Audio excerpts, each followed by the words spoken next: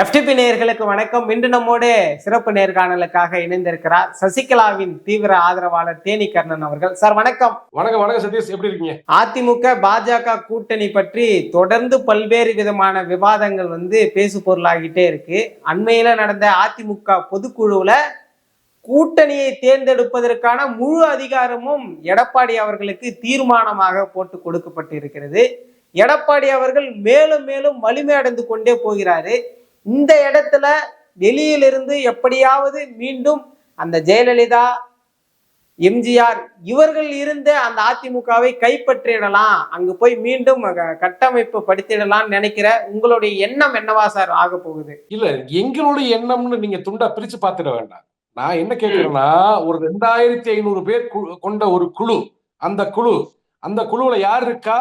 முன்னாள் அமைச்சர்கள், எம்எல்ஏக்கள், இவர்களால் நியமிக்கப்பட்ட மாவட்ட செயலாளர்கள், அதே போல மாநில நிர்வாகிகள், அவ்வளவுதான்.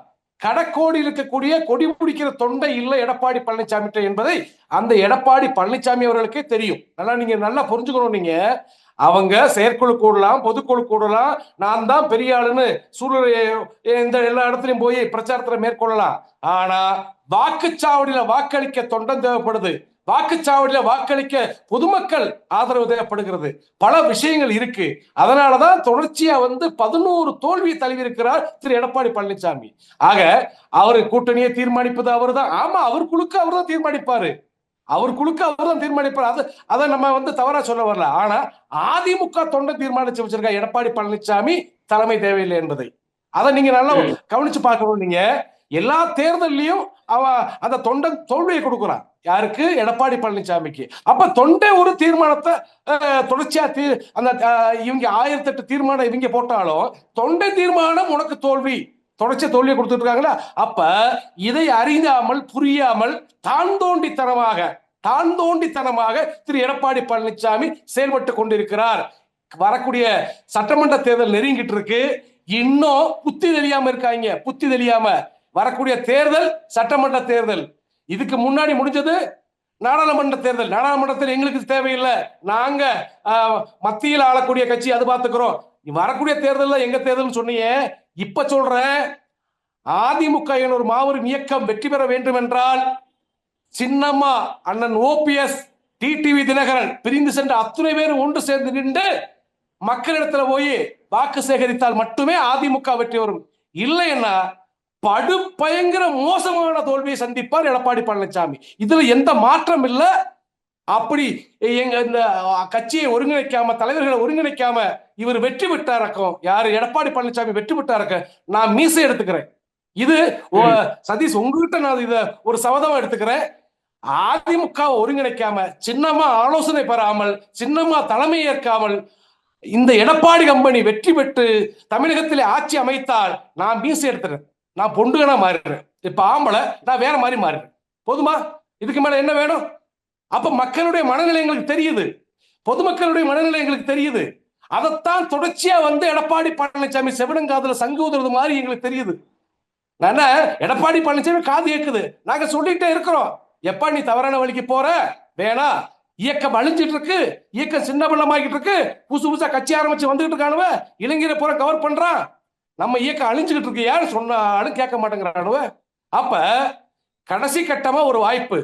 அது நான் என்ன சொல்ல வரேன், எங்களை பிரிச்சாடுன பிஜேபியா இருந்தாலும் சரி, யாரா இருந்தாலும் சரி, திமுக எதிர்ப்பு நிலையில் இருக்கக்கூடிய யாரா இருந்தாலும் சரி, என்ன சொல்றாங்க? ஒருங்கிணைங்கன்னு சொல்றாங்க. ஏன் இந்த முட்டாள்களுக்கு புரிய மாட்டேங்குது? இந்த எடப்பாடி குழுக்கு ஏன் புரிய மாட்டேங்குதுன்னு கேட்கிறேன். ஆனால் இவ்வளவு நீங்க காட்டமா விமர்சித்தாலுமே கூட என்டிஏ கூட்டணி தேசிய அளவுல கட்டமைக்கக்கூடிய அமித்ஷா தலைமையே இங்க எடப்பாடி தான் தலைமை ஏற்பார்னு அவங்களே ஏத்துக்கிறாங்க. என்டிஏ கூட்டணியில யார் யாரெல்லாம் அங்கம் வகிக்கணும்ன்ற உரிமை, அந்த அதிகாரம் எடப்பாடிக்கு இருப்பதாக அவர்களும் நம்புறாங்கல்ல சார். அந்த இடத்துல எடப்பாடி பலமா தானே இருக்காரு. நம்பி என்னத்தை சாதிச்சாங்க? நான் என்ன சொல்ல வரேன், இதுக்கு முன்னாடி நம்பினாங்க, என்ன சாதிச்சாங்க? நான் அதை தான் கேட்கிறேன். நிறைய தேர்தலில் பாஜகவோட கூட்டணி வச்சுதான் களங்காண்டாங்க. என்ன சாதிச்சாங்க? அவங்களுக்கு தெரியும். திரு அமித்ஷா அவர்களுக்கும் தெரியும், தமிழ்நாட்டு தலைவர் நயினார் நாகேந்திரனுக்கும் தெரியும், அதே போல மோடிஜிக்கும் தெரியும், எல்லா ஜிகளுக்கும் தெரியும். அதிமுகவை பொறுத்த அளவுக்கு சின்னம்மாவை தவிர்த்து விட்டு, ஓபிஎஸ்ஐ தவிர்த்து விட்டு, திரு டிடிவி தினகரனை தவிர்த்து விட்டு, ஒரு சில தலைவர்களை தவிர்த்து விட்டு எடப்பாடி பழனிசாமி மண் எடுக்க முடியாது. தமிழ்நாட்டில் பல ஆயிரம் கோடியை இன்வெஸ்ட் பண்ணாலும் சரி, பிஜேபி எவ்வளவு சப்போர்ட் பண்ணாலும் சரி, எடப்பாடி பழனிசாமிக்கு தமிழ்நாட்டில் ஒரு இடத்துல வெற்றி வாய்ப்பு கிடையாது. அதை நான் சம்மதம் விட்டல உங்ககிட்ட மீசை எடுத்துறேன். நான் என் மீசையை நான் எடுத்துறேன். அதிமுக ஒருங்கிணைக்காம, சின்னமா தலைமை ஏற்காம, பிரிந்து கிடந்த தலைவர்களை ஒண்ணு சேர்க்காம பிஜேபி கூட்டணி மட்டும் இருந்தா போதும், நாங்க ஜெயிச்சிருவோம் அப்படின்னா நான் மீசை எடுத்துக்கன்னு சொல்றேன். நான் என் மீசை எடுத்துறேன். அந்த பொதுக்குழுவுல சி.வி. சண்முகம் அவர்களுடைய பேச்சு மிகவும் கவனிக்கப்பட்டது. நமக்கு எதிரிகள் இருக்கிறார்கள், துரோகிகள் இருக்கிறார்கள், ஆனால் நம்மோடு உறவாடி கெடுப்பவர்களோடு நம்ம ஜாக்கிரதையா இருக்கணும் அப்படின்னு சொல்றாரு. அவருக்கு யார சார் சொல்றாரு? வெளியே சென்று இந்த அதிமுகவை எப்படியேனும் கைப்பற்ற துடிப்பவர்களை சொல்றாரா? இல்ல, ஒரு விஷயம் சி.வி. சண்முகத்துக்கு தெரியும். அவர் தோல்வி அடைந்த மனிதர். மறுபடியும் அவர் ஒரு ராஜ்யசபா எம்பியா போய் இருக்காரு. அவர் தொகுதியில் அவர் தோற்கடிக்கப்பட்டார். என்ன காரணம்னு அவருக்கு தெரியும். கட்சி ஒருங்கிணைக்காத பட்சத்தில் அவர் தோல்வி அடைஞ்சார். அதே போல நிறைய முன்னாள் அமைச்சர்கள் தோல்வி அடைஞ்சாங்க. அப்படி இருக்கும்போது சி.வி. சண்முகத்துக்கு தெரியும், கட்சி ஒருங்கிணைக்காத பட்சத்தில் அடுத்து அவர் எம்எல்ஏ ஆக முடியாது. அவருடைய தொகுதியில, அவருடைய மாவட்டத்துல அதிமுக மண்ணெடுக்க முடியாது. அப்ப வெறுமனே நம்ம வீரவசனம் பேசக்கூடாது தம்பி சதீஷ். வெறுமனே நம்மகிட்ட எந்த பழமும் இல்ல, வெளியில நான் பெரிய வேறே சூறேன், நான் 10 பேர்த்த அடிச்சிருவேன், 20 பேர்த்த சாச்சிருவேன் சொல்றது தப்பு. உத்தி மல்லு கட்ட கூட துப்புலாதவங்க அவங்க. அதனாலதான் தமிழக பொதுமக்களும் சரி, அதிமுக தொண்டனும் சரி பாடம் கற்பிச்சுட்டு இருக்காரு இவர்களுக்கு எல்லாம், இந்த துரோகிக்கு எல்லாம். ஒரு வாய்ப்பு தரோம் நாங்க, ஒரு வாய்ப்பு. கட்சி ஒருங்கிணைங்கன்னு சொல்றோம். ஒரு நல்லதோ கெட்டதோ சண்டை ஓட்டோம், ஏன் ஒரு குடும்பம் தானே, ஒண்ணு சேருவோம். ஒண்ணு சேர்ந்து தீய சக்தி திமுக எதிர்ப்போம். மறுபடியும் திமுக ஆட்சிக்கு வந்தா தமிழ்நாடு சுடுகாடா மாறிடும். அதுல எந்த மாற்றம் இல்லையே. அப்ப தெரிஞ்சிட்டு இருக்குல்ல. 2024 பாஜக வென்ற சதவீதமும் அதிமுக எடுத்த சதவீதமும் சேர்த்தாலே கிட்டத்தட்ட 41.3% வந்துடும். அதுவே ஆட்சி அமைப்பதற்கான ஒரு பாசிபிலிட்டிஸை உருவாக்குது களத்துல அப்படின்னு எடப்பாடி சொல்லி இருக்கிறாரு. அங்க எங்க சார் ஓபிஎஸ்ஓ, டிடிவியோ, சசிகலாவுடைய ரோல் எங்க சார் தேவைப்படும்? 45% கொண்ட அதிமுகவினோட வாக்கு வங்கி, நான் என்ன தனித்து நின்றாலும் அப்படிப்பட்ட வாக்கு வங்கியை கொண்டதுதான் அனைத்து இந்திய அண்ணா திராவிட முன்னேற்ற கழகம். நீ யார கூட்டணி வச்சு எத்தனை சதவீத வாக்குகளை வாங்கியிருக்குன்னு பிரிச்சு பார்க்கணும். தேமுதிக கூட்டணியில் இருந்தீங்க, இன்னொரு இஸ்லாமிய கட்சி கூட்டணி, அதுக்கு ஒரு ஜாதிவாத கட்சி கூட்டணி, இவரு கிருஷ்ணசாமி இருந்தாரு. அப்படி பல கட்சி கூட்டணி வச்சு நீங்க 41% வாங்கியிருக்கேன் அப்படின்னு சொல்றது, நான் என்ன சொல்ல வரேன், கீழே விழுந்து குப்பரக்கா விழுந்து மூக்குடைஞ்சாலும் சரி என் மீசையில மண் ஓட்டலன்னு சொல்றதுதான் எடப்பாடி பழனிசாமி சொல்றது. நான் என்ன சொல்றேன், முதல்ல நான் என்ன சொல்றேன், வெற்றி பாதைக்கு வாங்கயா. நாங்க இவ்வளவு வாங்கிட்டோம், அவ்வளவு வாங்கிட்டோம், நாங்க இவ்வளவு வாக்கு சதவீதம் வாங்கிட்டோம்.